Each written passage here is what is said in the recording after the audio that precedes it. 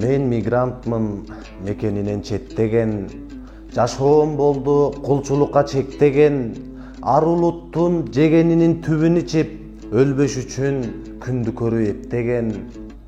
Мен мигрантмын, кыйналсам да кетпеген, жашоом болду оор күндөргө кептеген, түштөн көрүп Кыргызстандын кооздугун туулуп өскөн, мекенине жетпеген.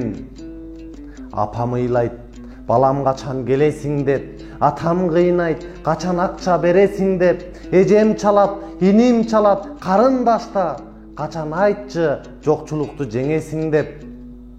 Кечир апа, быйыл дагы бара албадым, кечир ата, акчамдын ала албадым, эжекебай, карындашым, иничегим, түшүнгүлө, айлыгымды ала албадым.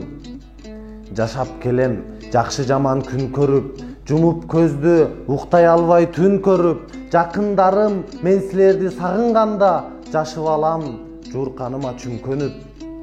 Эстен кетпейт азап күндөр кышындагы, энтиге жууп туалет ичин тышындагы, эшектей ачкыч иштетип акча бербей, эзип салды бизге болгон кысымдары. Жан таттуу ачкалыктан кыйылбады, жашоо билбейм неге мынча кыйындады, мекен турса бейиштин жайлоосундай, мигрант болуп кеткендер тыйылбады.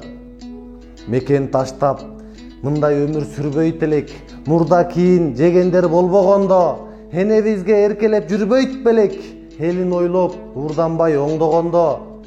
Каалабаймын келечектин тарышын, каалайт элем кыргыз баатыр табышын, кыйнап бизди кулч иштеткен ар улут Кыргызстанга мигрант болуп барышын, каалайт элем мигрант болуп калышын.